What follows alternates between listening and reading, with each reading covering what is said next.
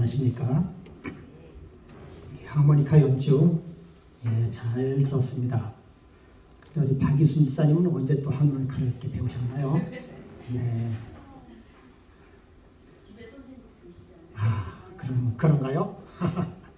예, 아주 우리 하모니카 합주단이 더욱더 실력이 향상되고 또 우리 거기 리더자이신 우리 이양규 집사님을 통해서 실력과 은혜가 넘치는 그런 합주가 되기를 간절히 바라겠습니다.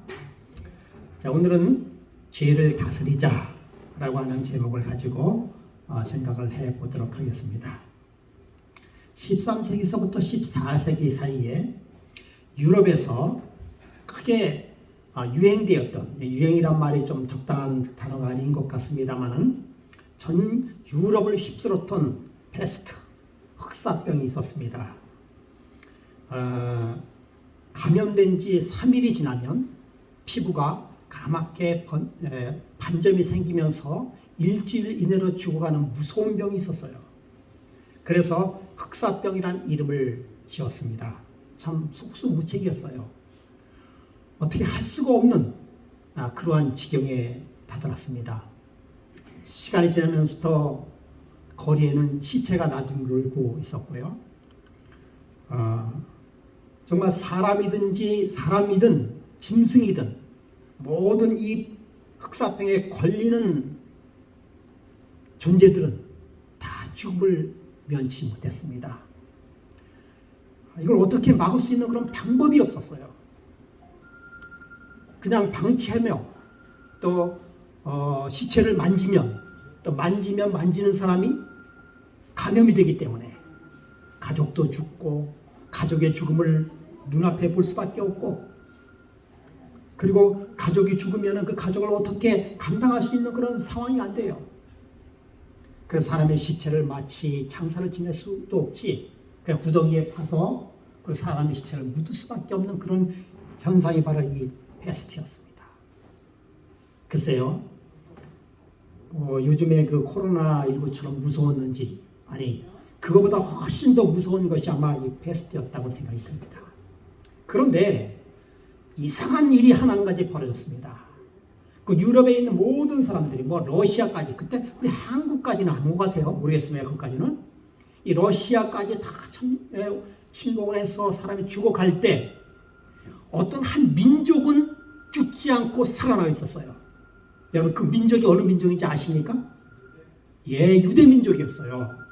유대 민족만큼은 이 페스트에 감염도 잘 되지 않고 감염돼도 잘 죽지 않는 것이었어요. 여러분 왜 그랬을까? 왜 그랬을까요? 그 유대 민족에는요, 코셔 푸드라고 하는 그런 유대인 음식 원칙이 있어요. 이건 뭔가 하면은요, 한마디로 얘기하면 레위기 13장, 레위기 11장에 나와 있는 말씀을 그대로 준수했던 유대인들이었습니다. 그 유대인들에게는 이들은 철저하게 채식주의면서도, 그리고 고기를 먹어도 레위기 11장에 나와 있는 발굽이 갈라지고 새김질하는 그러한 동물만 먹었지 그 외에는 절대 입에 대지 않았어요. 그래서요, 이 유대인만큼은 이 페스트에 감염이 되지 않았습니다.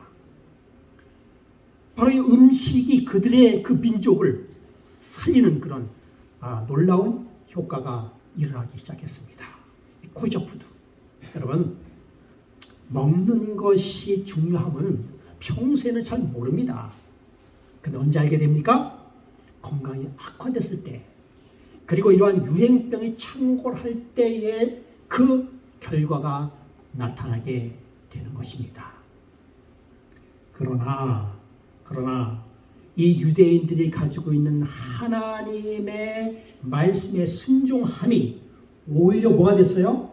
미움을 받게 되었습니다. 그래서 도대체 모든 사람들은 다 죽어가는데 왜 유대인들만큼 저기 죽지 않느냐라고 해서 그 믿음, 그 손실과 모든 화살이 유대인들에 꽂혀버렸어요. 그래가지고 무슨 소문까지 들기 시작했는가 하면 유대인들이 페스트큐를 퍼뜨렸다. 그리고 자기네들은 안 걸린다. 이렇게 뒤집어 씌우기 시작했습니다. 그리고 유대인들은 고문을 시작했어요. 여러분, 고문하면 없던 것도 만들어내게끔 되어 있어요. 그래서 고문을 받다가 견디지 못한 유대인들이 자기네들이 만들었다 이렇게 고백하게 되면서 유대인들의 탄압과 그 모든 화살이 유대인들이 꽂히기 시작했습니다. 여러분, 이 역사는 우리에게 시사하는 바가 많이 있지요. 여러분, 어제 마태복음 9장 2절에 있는 말씀을 여러분께서 보시기에도 어떠한 말씀이 내 가슴에 와 닿았기는 각자 틀릴 수가 있습니다. 그런데 저는 저희의 믿음을 보시고 라고 하는 그 말씀이 제 가슴속에 떠나지 않고 있어요. 저희의 믿음을 보시고, 어제도 말씀을 드렸습니다만 우리의 믿음을 보시고 우리의 믿음 때문에 구원받는 사람들이 있다는 사실, 그것을 우리가 마태복음 9장 2절 중풍병자의 고침을 통해서 그 친구들이나 그 이웃이 그 중풍병자를 예수님 앞에 모시고 왔을 때 예수님께서는 저들의 믿음을 보시고, 또 이와 유사한 일이 있지 않습니까? 지붕을 뚫고 오셨을 때 그들의 믿음을 보고 고쳐줬던 예수님의 그 말씀. 저도 이번에 보면서 새로운 걸 느꼈습니다. 구원은 각자입니다. 각자. 형제라도 부모라도 자식이라도 구원은 책임질 수가 없어요. 그럼에도 불구하고 여전히 우리의 믿음이, 부모의 믿음이, 그리고 형제의 믿음이, 가족의 믿음이 이웃을 구원할 수 있는, 구원의 길로 이끌 수 있다는 사실을 우리는 어제 생각해 보았습니다. 우리 속담에 이런 말씀이 있죠. 형제보다 형보다 나은 동생이 없다. 그렇게 이야기하고 있습니다. 그런데 성경에 보면 아우가 득세한 이야기가 꽤 있어요. 아브라함도 자식을 낳았는데 큰 자식이 사실은 누구예요? 이스마엘이었습니다. 그런데 이스마엘 큰 자식보다도 이삭이 그 역할을 다했던 상황을 보게 되고요. 이삭에게도 에서가 아닌 야곱이 더 큰 일을 했고요. 또 야곱에게는 루벤의 큰아들이 아닌 유다가 큰 일을 했고요. 또 요셉에게는 형인 므낫세가 형인 므낫세가 아닌 에브라임이 더 큰 일을 하게 되었고요. 가인이 아닌 아벨이, 그리고 셋이 더 하나님의 큰 일을 하게 됐고요. 노아에게도 함이 아닌 셈이, 이새에게도 장손이 아닌 다윗이 하나님의 역할을 했던 사실을 알게 되는 것이죠. 글쎄, 그 속담이 꼭 맞는 속담만은 아닌 것 같습니다. 2021년 5월, 얼마 되지 않았어요? 작년이죠. 오스트라리아 프라이슈타트 병원에서 한 노인이 병원에 입원을 했습니다. 한쪽 다리가 괴사가 와가지고 의사가 이차를 해보니까 자를 수밖에 없어요. 한쪽 다리를 자를 수밖에 없었습니다.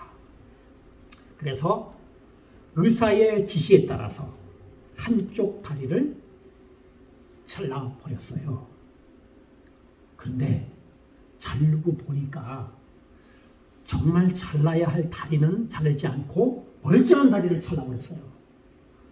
그건 여러분, 우리가 그 전문 용어가 있는데요. 그 의사가 하기 전에 이렇게 펜 같은 걸 이렇게 다 그어 놓습니다. 이렇게 하고, 미리 수술할 자리를 갖다가 다 수독하고 다 이렇게 표시를 다 해놔요. 근데 이 의사가 어떠한 실수인지 모르지만은 그만 진짜 잘라야 할 다리는 하지 않고 자르지 말아야 할 다리에 표시를 해놨어요. 멀쩡한 다리를 자르게 되었습니다. 이거 어떻게 됐을까요? 정말 큰 실수를 범하게 되는 것입니다. 사람이기 때문에 그래요. 사람이기 때문에 의사도 실수가 할 수가 있는 것이죠. 그런데 여러분, 우리가 믿는 예수님은, 우리가 믿는 하나님은 실수가 없으신 하나님이시죠. 우리 백성들은 매우 위험한 실수를 범하였다. 그러나 그들은 유일한 인간은 지나치게 신뢰하면서 결코 실수 없으신 하나님은 충분히 신뢰하지 않았다. 여러분, 우리가 인간을 의뢰하고 있지만 하나님은 믿지 못하는 경우가 있습니다. 하나님을 그들의 힘으로 삼지 않았기 때문에 그들은 영적으로 약하고 무력하다. 나는 세상의 정신이 신속히 교회에 영향을 미치고 있음을 보았다. 여러분, 오늘날에는요, 하나님을 의지하기보다는 인간을 더 의지하는 그런 시대가 되었습니다. 하나님을 의지하기보다는 돈을 의지하는 그런 시대가 되어버렸어요. 우리가 가난하고 우리가 궁핍하고 못 먹을 때에는 정말 하나님을 더 많이 의지했습니다. 그래서 후진국일수록 이 종교성이 높아요. 하나님을 믿는 신앙이 높아갑니다. 예, 우리도 70년, 60년, 70년, 80년 그때 때는 정말 교회에 모두 모였습니다. 어떠한 일 있으면 교회에 모였어요. 그러나 이미 그때 유럽은 잘 살아가는 유럽은 교회에 모이는 숫자가 점점 줄어들기 시작하고, 그리고는 교회에 몇몇 노인들만 모여서 옛날의 추억을 생각하며 찬송가를 부리고 하나님께 기도드리는 그런 입장이 되어버렸습니다. 그리고는 이제 교회가 이제 무도장으로 바뀌기도 하고 그런 현상이 일어나기 시작했어요. 그래야 어느샌가 우리 대한민국 한국에서도 그 정도는 아니지만 그래도 그러한 조짐이 조금씩 보이기 시작합니다. 그것은 왜 그런가 하면 하나님보다도 사람을 의지하고 돈을 의지하는 그런 마음의 풍토가 생겨났기 때문인 것입니다. 여러분, 우리는 실수가 없으신 하나님을 바라보시기 바랍니다. 그분을 믿는 것이, 그분을 의지하는 것이 진정한 이 시대, 아니 앞으로의 영원한 삶의 우리의 목표고 우리의 가장 안전한 삶임을 여러분, 우리는 다 기억하고 그분의 말씀에 순종하고 그렇게 사는 여러분, 저와 여러분이 아니십니까?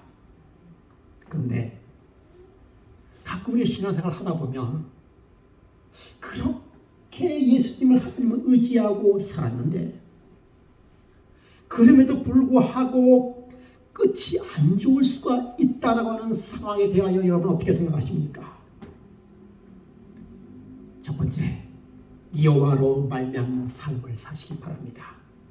창세기 4장 1절, 아담이 그의 아내 하와와 동침하매 하와가 임신하여 가인을 낳고 이르되 내가 여호와로 말미암아 득남하였다 하니라. 누구로 말미암아 득남하였다고요? 예, 여러분, 여호와로 말미암아 득남하였다. 누구를요? 가인을 여호와로 말미암아 득남하였다. 아벨을 낳았을 때는 그런 말을 안 했어요. 그런데 가인을 낳았을 때는 하나님께서 말씀하시기를 분명히 아담이 말하기를 내가 분명히 여호와로 말미암아 득남하였다라고 고백하고 신앙 고백을 그렇게 했습니다. 그런데 여러분, 가인은 어떤 사람이었음을 여러분 잘 알고 있지 않습니까? 그렇게 여호와로 말미암아 득남한 가인, 그는 실패의 인생을 살 수밖에 없었습니다. 여러분, 하나님이 실수하셨나요? 가인을 낳은 것이 실수였었나요? 도대체 그것은 원인이 도대체 뭘까요? 여러분, 우리는 믿음으로 사는 것입니다. 은혜로 사는 것이에요. 예, 믿음으로, 의인 오직 믿음으로 말미암아 사는 것입니다. 여러분, 그런데 여러분, 내게 하나님께서 주신 그 모든 축복이 정말 하나님의 것인지, 여호와로 말미암은 것인지 잘 확인할 필요가 있어요. 혹시 사단으로 말미암은 것도 있을 수 있다고 하는 것입니다. 똑같은 행복도 하나님으로 말미암는 것이 있고요, 사단으로 말미암는 것이 있습니다. 여러분, 오늘 이 시간에 그 차이점을 한번 살펴보도록 하겠습니다. 말씀대로 믿음대로 했으나 결과가 안 좋을 때 여러분 어떻게 하겠습니까? 아담은 믿음대로 말씀대로 살았습니다. 그리고 가인도 말씀대로 여호와로 말미암아 이 땅에 탄생했습니다. 그리고 이 아담은 가인을 얼마나 사랑하고 기대했는지 모릅니다. 여러분도 잘 아시다시피 가인은 얻었다라는 의미를 가지고 있어요. 뭘 얻었다는 것입니까? 이 아담이 얼마나 마음이 급했는지, 하나님께서 약속하신 창세기 3장 15절에 약속하신 그 약속자 메시아, 여자의 후손이라고 생각을 했어요. 그래서 얻었다. 예, 하나님의 은혜를 얻었다. 하나님의 메시아를 얻었다라는 것으로 기뻐하며 가인을 탄생시켰습니다. 그런데 여러분, 그렇게 하나님의 말씀대로 믿음대로 살았지만은 그 가인의 결과가 썩 좋지 않음을 알게 되는데, 누가 탄생한 이후부터 그랬습니까? 동생인 아벨이 탄생하고, 아니 가인과 아벨이 그 삶을 살면서부터 그들의 삶 속에서 뭔가 틀어지는 상황을 보게 되는 것입니다. 가인도 여호와로 말미암아 낳았는데 살인자가 되었다. 여러분, 이것이 문제입니다. 말씀대로 했는데 오히려 결과가 안 좋을 때 여러분은 어떻게 생각하겠습니까? 여호와로 말미암아 그 결과가 성공이 아니고 실패가 되었을 때, 만약에 여호와로 말미암았을 때 불행이 여러분이 닥쳐온다고 한다면 어떻게 생각하겠습니까? 근데 여러분, 성경에서는 여호와로 말미암아라고 해서 반드시 성공만, 우리 인간이 생각하기에 성공만으로 이야기하지 않았습니다. 실패도 있음을 말하고 있습니다. 하나님 때문에 불행해진 것도 있어요. 하나님 때문에 불행해져 보이는 이 상황이 있다고 하는 것입니다. 근데 성경에서는요, 그것을 믿음이라고 이야기하고 있어요. 말씀대로 했는데 결과가 안 좋을 때, 그것은 이 세상은 천국이 아니고 죄악 세상이기 때문에 그렇습니다. 우리가 죄의 저주 속에 살고 있음을 기억하시기 바랍니다. 인간의 관점에서 성공과 실패는 하나님과의 성패가 다르다는 사실을 여러분 인식하시기 바랍니다. 당장의 실패로 보이지만 그러나 궁극적으로는 축복이 될 수 있음을, 그 믿음의 눈을 떠서 그 이상을 바라보시기 바랍니다. 나중에 더 좋은 것으로 보상해 주신다는 사실을 기억하시기 바랍니다. 그리고 우리의 상급은 이 땅에 있는 것이 아니라 어디에 있다고요? 하늘에 있음을 여러분 기억하시기 바랍니다. 여러분, 욥은 정말 하나님께서 보시기에도 어떤 사람이었어요? 의인이었습니다.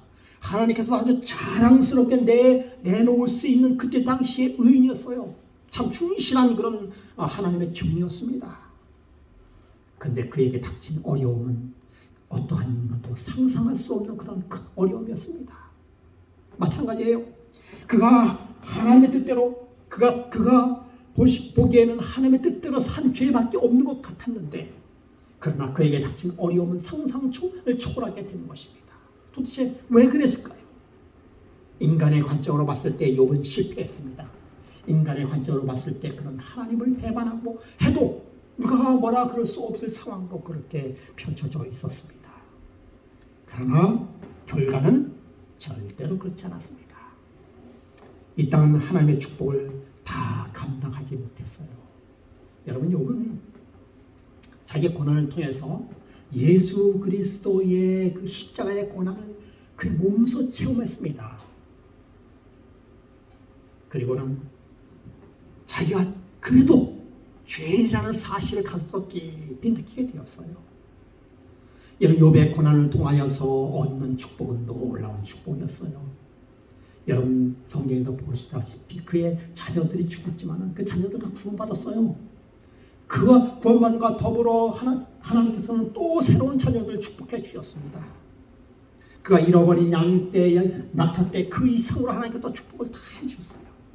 결과로서는 하나님의 무한한 축복이었습니다. 그 욥의 축복은 이 땅에서는 감당할 수 없는 축복을 받았던 것이죠. 여러분, 결과대로 말씀대로 했는데 결과가 안 좋을 때 진짜 결과는 뭐다? 그래도 축복이다라는 사실을 끝까지 잊지 마시기 바랍니다. 하나님의 보혈의 능력 없는 재물은 하나님께서 받아들일 수가 없는 것이지요. 그리고 타락한 재물과 더럽혀진 희생물을 가지고 예수님의 보혈 없이 드리는 가인의 제사보다 더 나쁜 제사들이 있다. 그대들은 매 발걸음마다 예수 그리스도께로 나아가야 한다. 예수님의 보혈과 깨끗하게 하는 보혈의 능력을 가지고 그대들의 탄원을 하나님께 드리고 열렬하게 그분께 기도드려라. 그리고 이전 어느 때보다 더욱 열심히 성경을 상고하라 라고 이야기하고 있습니다. 우리의 삶 속에서 절대적으로 그 어떤 것도 예수 그리스도의 보혈의 능력을 힘 입지 않으면 안 되는 것이에요. 여러분 이게 작든 크든 여러분 이것을 우리의 신앙 속에 꼭 우리 기억하면서 사시기 바랍니다.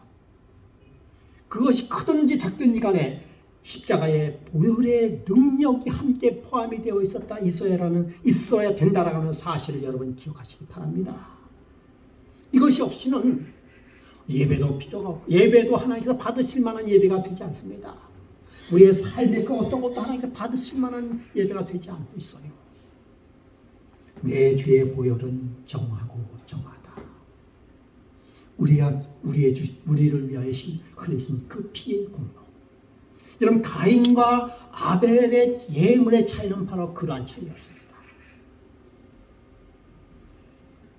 우리 살펴보는 것 두 번째는요, 여호와의 일을 하는 삶이 필요한 것입니다. 창세기 4장 3절부터 4절의 말씀을 계속 읽어드리겠습니다. 세월이 지난 후에 가인은 땅의 소산을 제물로 삼아 여호와께 드렸고 아벨은 자기도 양의 첫 새끼와 그 기름으로 드렸더니 여호와께서 아벨과 그의 제물을 받으셨으나. 자, 여러분 이제 세월이 지나서 이제 그들이 컸어요. 장성해서 컸습니다. 예. 가인은 어떤 사람이었습니까? 가인은 농사를 짓는 사람이었었고 아벨은 뭐 하는 사람이었어요? 양을 치는 목동이 되었습니다. 여러분 가인의 제사는 안 받았죠? 그렇죠? 여러분 가인의 제사를 왜 안 받았을까요? 하나님이 원하시는 제사가 아니었기 때문에. 예, 맞습니다. 예, 정답이에요. 하나님이 원하시는 제사입니다. 자, 여러분 근데 가인은 뭘 드렸어요? 그러니까 농사를 지었기 때문에 과일을 드리고 농산물을 드렸습니다. 그리고 아벨은 양을 드렸어요. 여러분 아벨은 양을 드렸기 때문에 하나님께서 아벨의 제사를 받고 가인은 양이 아니고 이 땅에 있는 이런 과일 같은 걸 드렸기 때문에 하나님께서 안 받으신 것일까요?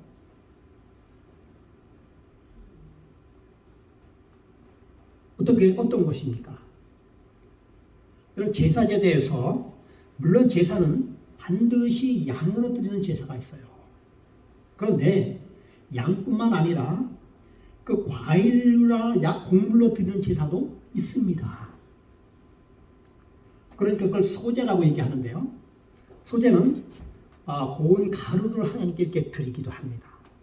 제사에는 제물은 반드시 양이 아닐 수도 있었어요. 그래도 하나님께 받으셨습니다. 그런데 아벨의 제사는 받고 가인의 제사는 받지 않았다. 여러분 제물 자체가 문제였을까요? 어떻게 문제였을까요? 예. 자, 우리 4장 3절 5절까지 다 제가 여러분 읽어보면 아시겠습니다만은 여호와께서 아벨과 그의 제물을 받으셨으나 라고 해요. 여기 아주 하나님 말씀에 하나님 여호와께서는 제물을 받으셨으나 라고 말씀하셨을 것이 아니라 여기 보면 아벨과 그의 제물. 누구예요? 아벨과 그의 제물. 가인과 그의 제물. 여러분 제사를 드린 것은요. 이 아벨은 아벨 삶을 다 자기를 뭘 드렸어요? 제사로 먼저 드렸는 것이에요.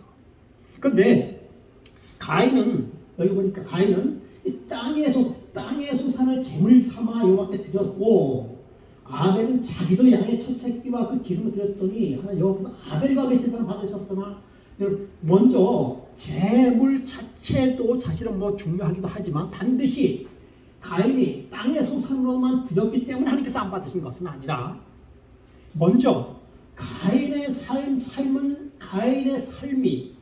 하나님께서 보시기에 받을 만한 그런 삶이 아니었습니다. 아벨은 이미 그 아벨과 그 제물이었습니다. 아벨 자신이 하나님께서 받으실 만한 그런 제물이었습니다. 그리고 모든 제사에는 사실은 뭐가 들어가는 것입니까? 피의 공로가 들어갔어야 되는 것이에요. 그러니까 여기서 나온 가인은요, 가인은 땅의 소산, 즉 땅의 소산이라고 하는 것은 소산 자체가 문제가 아니라 가인은 자기가 만들어 놓은 자기의 재물을 드렸다는 얘기입니다. 그 얘기 무슨 얘기인가 하면은 자기 자신의 가지고 있는 노력, 자기 자신이 가지고 있는 그런 어떤 자랑거리, 내가 이만큼 준비했으니까 하나님 받으십시오라고 하는 것이었습니다. 그러나 제사는 그러한 것이 물론 그 포함이 안 되는 건 아닙니다. 그런 것도 포함이 되지만 근본적으로 제사는 누구와 주는 것입니까? 예, 제사를 통해서 내 자신이 제물이 되는 것입니다. 십자가는 여러분, 십자가는 예수 그리스도의 십자가의 공로가 십자가의 공로라고 하는 것은 예수님 당신 자신이 제물이 되셨어요. 그래서 내 십자가를 받아들인다는 것은 내 자신이 십자가를 받아들이는 것입니다. 내 자신이 거듭나는 거예요. 내 자신이 죽는 것입니다. 가인과 아벨에는 제물은 둘째 문제고 제물을 드리는 그 바탕 근본이 틀렸습니다. 아벨은 자기 자신을 하나님 앞에 드렸어요.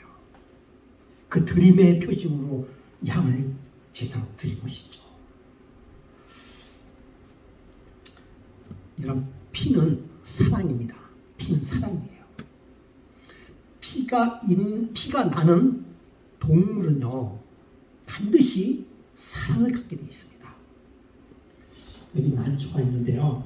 뭐 어떤 사람은 그래요. 난초도 뭐 이쁘다 하면은 뭐 난초가 잘 자라면 잘 자란다면서요. 예, 그건 사실일 거예요. 예, 사실일 건데요. 난초도 사랑을 주지 않으면 이거 제대로 안 자라요. 뭐 우리 집사님들이 난초를 잘 돌봅니다.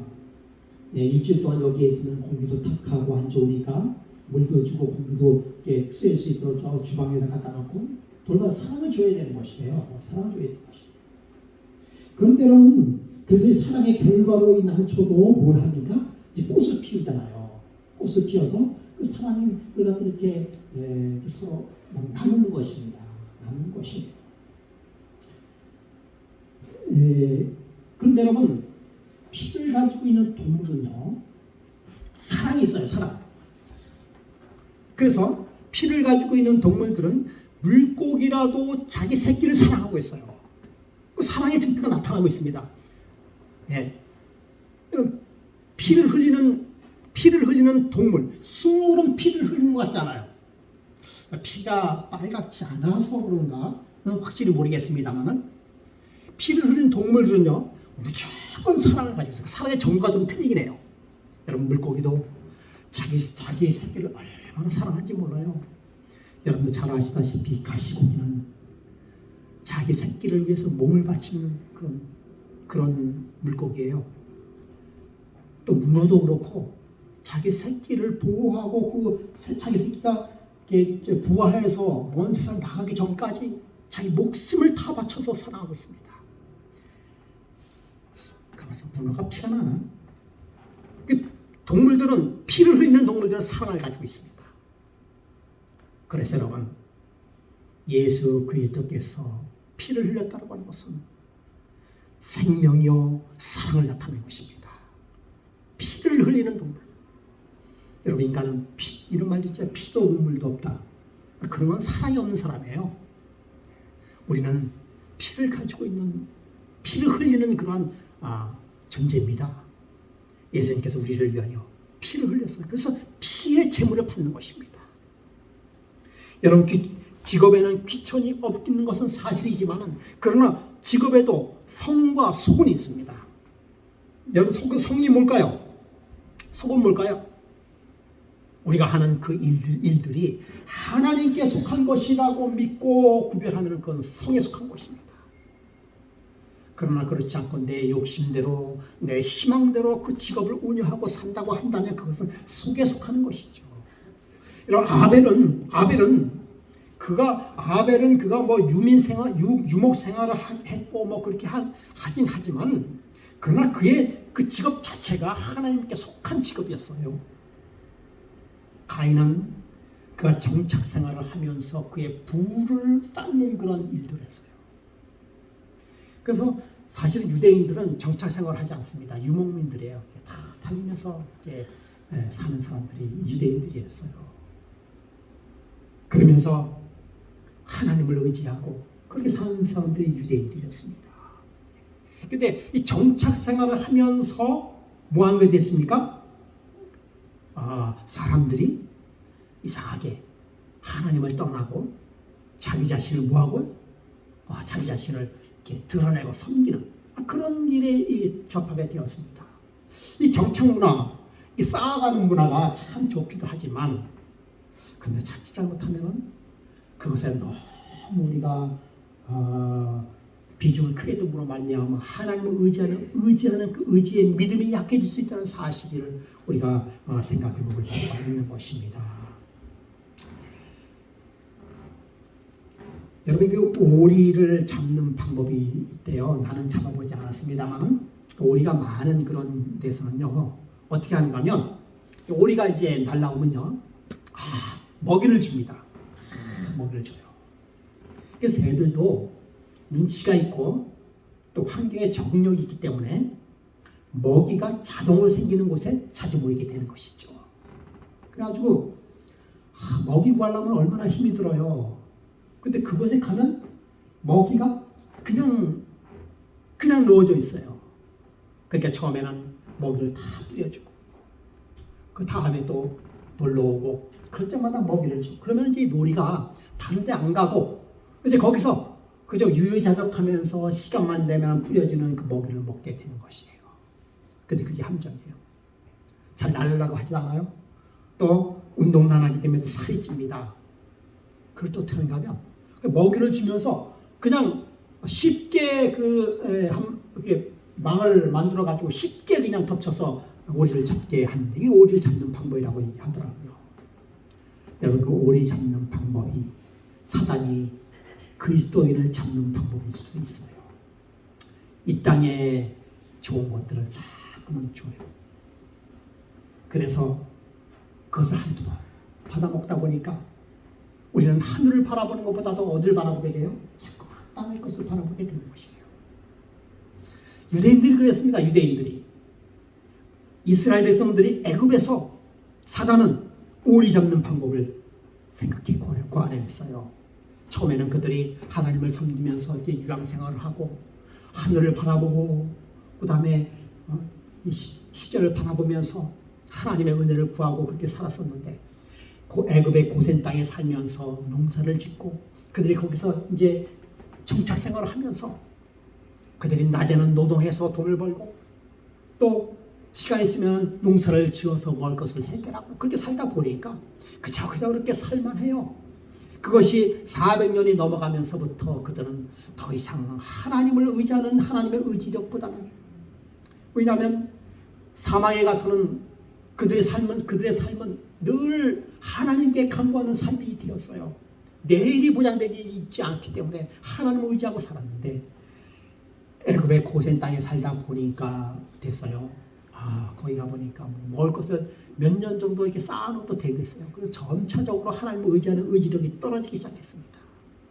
하나님께서는 도저히 그렇게 놔둘 수가 없어서 그들을 뭐 했습니까? 출애굽시키는 게 되었던 것입니다. 여러분 그리스도의 영광스러운 재림에 대한 복된 소망을 위하여 기다리고 바라고 기도하고 있는 순례자들이요. 우리는 순례자들이요. 나그네들이다 라고 얘기하고 있습니다. 여러분 순례자는 뭡니까? 순례자는 구경하면서 지나가는 것입니다.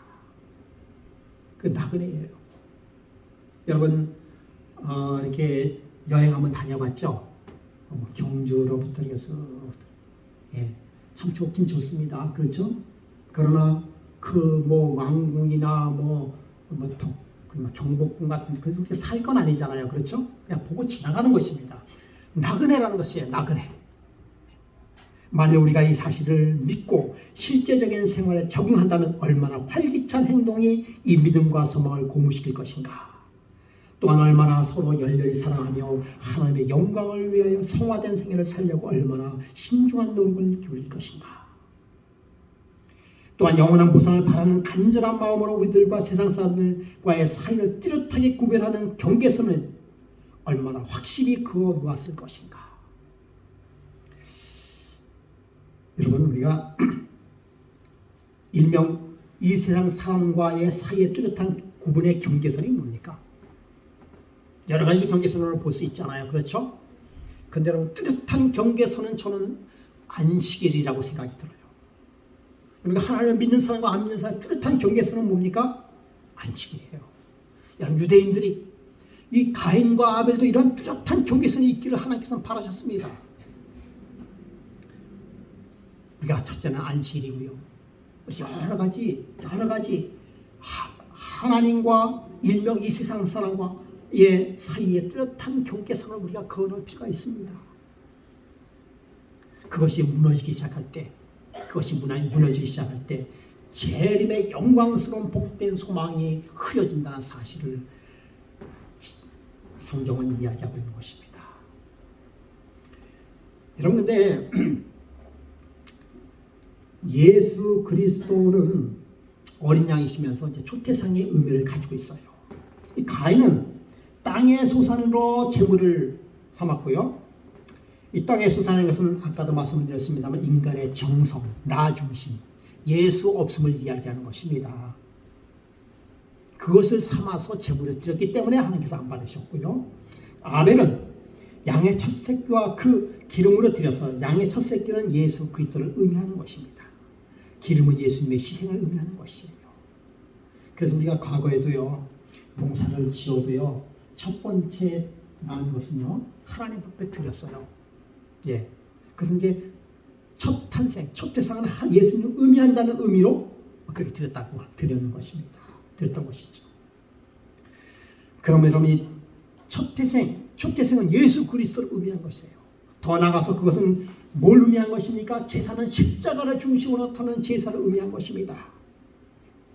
여러분, 아벨은 양을 드리면서 갈바리 예수 그리스도의 십자가를 바라보았다라고 이야기하고 있어요. 그래서 나사렛 예수의 다 이뤘다는 선언을 들었다. 뭘 들었다고요? 네, 나사렛 예수 그리스도의 다 이뤘다는 선언을 아벨은 들었다라고 이야기하고 있습니다. 그러니 여러분, 아벨이 얼마나 양을 잡아 제사를 드리면서 십자가 다시 오시는 예수 그리스도를, 십자가에서 돌아가시는 예수 그리스도를 바라봤다는 사실이에요. 여러분, 가인도 그걸 몰랐을까요? 가인도 알았죠. 누구를 통해서요? 아담을 통해서. 아담은 그가 가죽 옷을 하나님께서 지어 입히실 때부터 메시아가 나를 위하여 이렇게 돌아가실 것을 눈으로 봤습니다. 참 피를 못 봤던, 그 피가 뭔지 몰랐던 그 아담과 하와에게 양이 죽는 죽음을 바라보면서 내 죄를 대신해서 돌아가신 예수 그리스도를 그렇게 상징하는 것을 본 것을 가인과 아벨에게 그대로 전수했던 사실을 우리는 성경을 통해서 알 수가 있는 것입니다. 세 번째는요, 여호와께 순종하는 삶. 사도 바울은 사도행전에 이렇게 기록하고 있습니다. 너는 일어나 시내로 들어가서 내가 행할 것을 내게 이를 자가 있느니라. 하나님께 순종하는 삶이 무엇인지를 사도 바울은 이야기하고 있는 것입니다. 제가 퀴즈를 하나 낼게요. 여러분, 이 그림에서 잘못된 부분이 있는데 뭔지 아십니까? 뭐가 잘못됐을까요? 뭐가 잘못됐나요? 한번 관찰해 보세요. 잘못된 부분이 뭘까요? 아마도 이 과일을 드리는, 채소와 과일을 드리는 사람이 가인일 거고, 양을 잡아 제사를 드리는 것이 아벨일 것이고, 예. 뭐가 잘못됐을까요?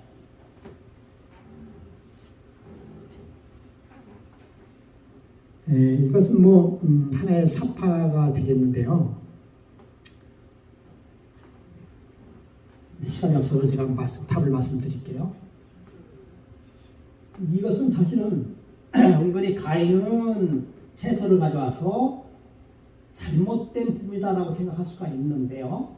아벨은 양을 잡아서 잘 됐다 이렇게 구별할 수가 있는데, 근데 여기서 그림이 잘못된 부분은 뭔가 하면요, 불이 잘못됐어요. 화가 잘못 그려는 것 같아요. 여러분 원래 불이 먼저 일어나고 재물을 드린 게 아니죠. 뭐가 먼저입니까? 재물이 먼저 있은 다음에 그 재물을 받는 증거로 하늘에서 불이 내려왔죠. 그래서 그 부분이 잘못됐어요. 잘못 그렸어요. 별거 아닙니다. 진짜 문제를 드릴게요. 하나님은 왜 가인의 재물을 안 받았을까? 가인의 재물을 받지 않은 이유. 자, 1, 2, 3번 중에서 1번 정성이 부족했다. 2번 양이 아니기 때문이다. 3번 가인의 죄 때문이다. 4번 가인의 믿음 때문이다. 뭘까요? 예. 가인의 죄. 그래서 여러분 이 죄라고 하는 것을 무엇인가 제가 말씀을 드렸는지 모르겠네요. 선과 악이 무엇인지. 그렇죠? 어제도 말씀을 드렸을 거예요. 너희가 악한 생각을 가지고 있다. 예수님께서 꼬집었어요. 그렇죠? 서기관들이 뭐라고 했습니까? 참남 때다라는 생각을 하고 있었을 때 예수님께서 뭐라고 했어요? 너희가 악한 생각을 가지고 있다고 이야기하고 있어요. 여러분 그 악한 생각이 뭡니까? 내가 나중에 원수를 갚아야지. 그래 언젠가는 내가 나한테 한번 혼날 거야. 이게 악한 생각이 아니에요. 악한 생각 뭐가 악한 생각이라고요? 그렇습니다. 하나님을 하나님이라고 인정하지 못하는 것. 예? 하나님을 인정하지 못하는 것이 악한 생각이라고 얘기하고 있습니다. 여러분 우리가 저도 정말 그렇게 보니까 제가 정말 죄인이라는 사실을 뼈저리게 느끼는 것이 제가 목사이지만은 때로는 하나님을 곱는 것처럼 산 지가 얼마나 많은지 모릅니다. 말로는 하나님의 사랑, 하나님과 동행 이야기하고 있지만은 실질적으로 하나님과 동행하지 않는 삶을, 하나님을 무시하는 삶을 살은 적이 얼마나 많은지 몰라요. 그것을 악한 생각이라고 얘기하고 있습니다. 나중에 가인이 죄를 범하기도 했습니다. 실질적으로 아벨을 뭐 했습니까? 돌로 쳐 죽이는 일을 했어요. 그거는 물론 그 나쁜 것이죠. 근데 여러분 그것은 죄의 결과입니다. 이미 가인은 이때부터 마음에 뭘 가지고 있습니까? 살인의 마음을 가지고 있었습니다. 악한 충동이었어요. 예, 여러분 악한 충동. 악한 충동이라고 하는 그 근본은 뭔가 하면 가인이 돌을 들어서 아벨을 죽이려고 하는 그 자체를 얘기하는 것이 아닙니다. 악한 충동이라고 하는 것은 뭐예요? 하나님 없이 행동하는 자체를 악한 충동이라고 얘기하고 있어요. 이미 하나님께서는 아셨어요. 창세기 4장 5절 가인이 그의 재물을 받지 아니함으로 가인이 몹시 분하여 안색이 변하니 이미 이때 가인은 살인자가 되어버렸어요. 분노를 다스릴 수 있는 길이 없었습니다. 이미 그의 마음속에 하나님을 배반하는 마음이 이미 자리 잡아버렸어요. 그 전부터 하나님께서는 끊임없이 누굴 통해서도 말씀했을까요? 아버지인 아담과 어머인 하와를 통해서 끊임없이 가인에게 이야기해 줬을 거예요. 그렇게 하는 것이 아니다라고. 재물은 그렇게 아니야. 내가 열심히 한 건 좋지만 그것이 아니야 라고 이야기했을 것이에요. 그러자마자 가인은 그것을 무시하고 자기의 삶을 살게 되었습니다. 그것이 뭘로 왔습니까? 예, 비극으로, 분노로 점점 승화시키게 되는 것이죠. 여러분의 분노를 좀 다스릴 줄 알아야 돼요. 누가 얘기하죠? 세 번만 참으린 자 세 번이면 모두 변한다고. 예. 미움의 원리가 있어요. 타인에게 미움받는 5가지 유형이 있습니다. 이것만 잘하면 미움받는 데는 아주 잘할 수 있어요. 처음에 타인의 나쁜 점을 들춰내는 사람, 그런 것만 들춰내는 사람. 두 번째, 낮은 자리에 앉으면서 윗사람에게 비방하는 사람. 세 번째, 용감하지만 무례한 사람. 과감하지만 융통성이 없는 사람. 자기의 편견을 내세우며 지혜롭다고 여기는 사람. 불순한 짓을 가지고 용감하다고 여기는 사람. 혹독한 말로 남을 공격하면서도 곧다고 여기는 사람. 이렇게 하면 미움을 받는 원리라고 얘기하고 있습니다. 참 애매한 것이 많은 것 같아요. 제가 보더라도 혹독한 말을 남을 공격하면서 곧다고 여기는 곧도가 요구하는 사람들의 특징 중에 하나가 뭔가 하면요, 남을 상당히 공격을 많이 해요.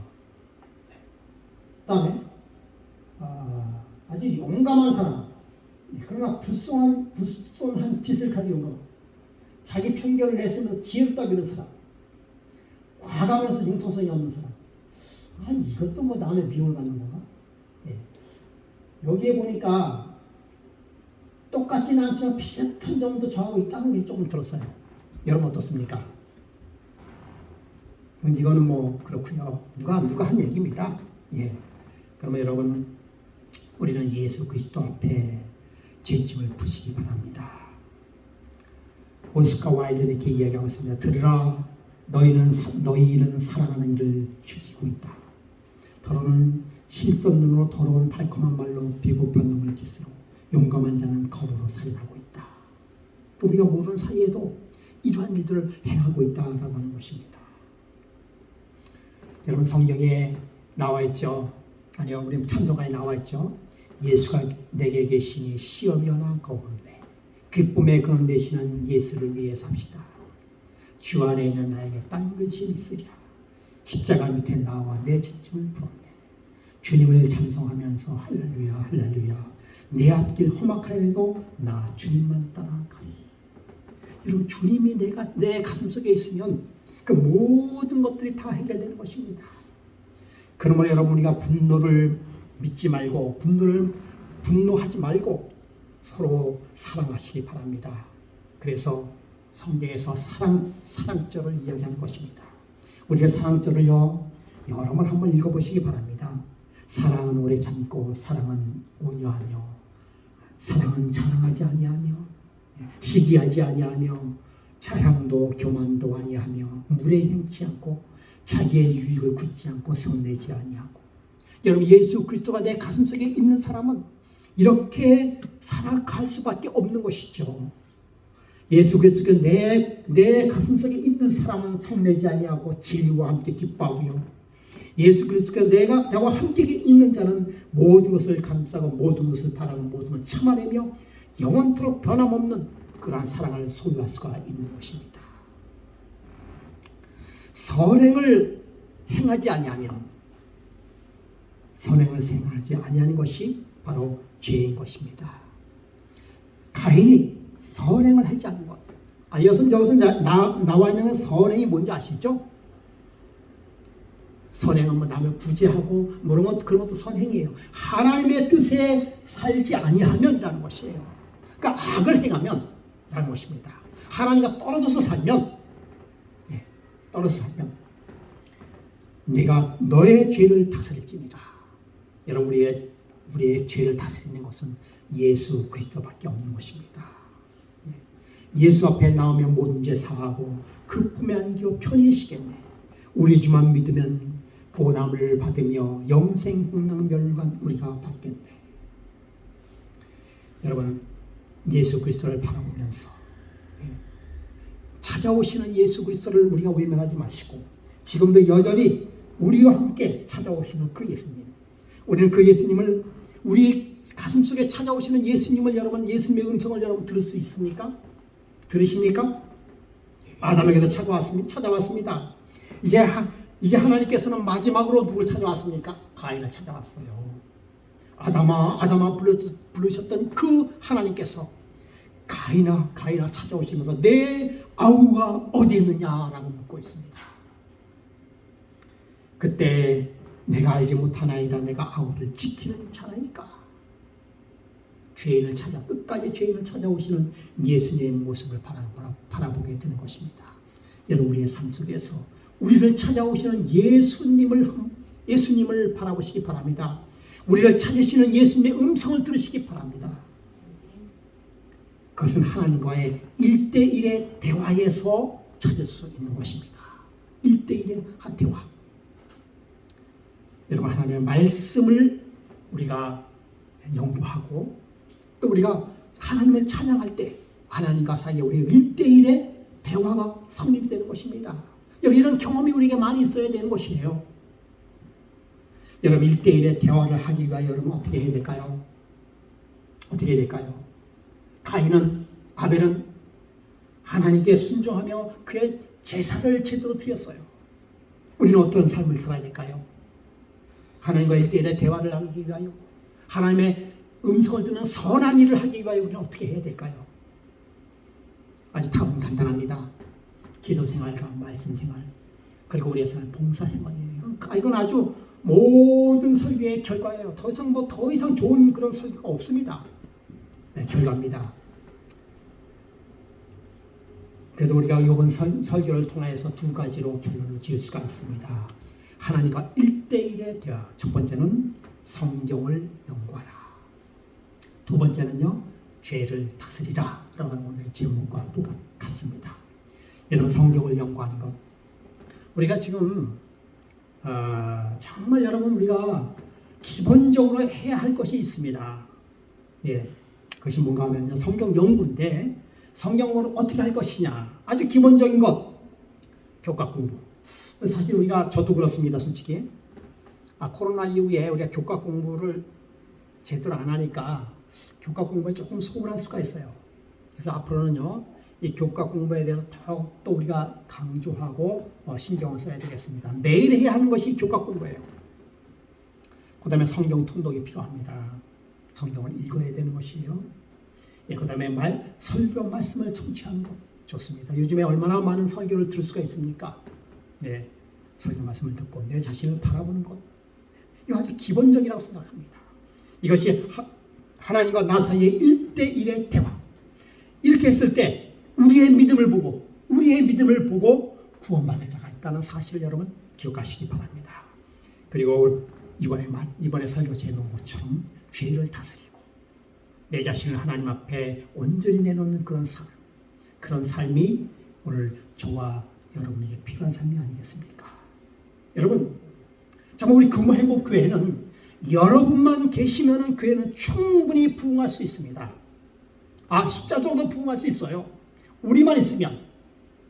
우리의 믿음을 보시고 하나님께서 구원받을 자가 있다는 사실은 여러분 우리가 꼭 기억하시기 바랍니다. 그래서 우리의 믿음을 보시고 저희의 믿음을 보시고 구원받을 자가 있다는 사실, 우리면 충분합니다. 여러분, 우리 모두가 정말 하나님을 깊이 따르는 그런 아주 믿음의 성도가 되기를 간절히 바라면서 이 시간 말씀을 마치겠습니다. 다 같이 일어서서 찬미가 324장 찬미 함께 하시겠습니다.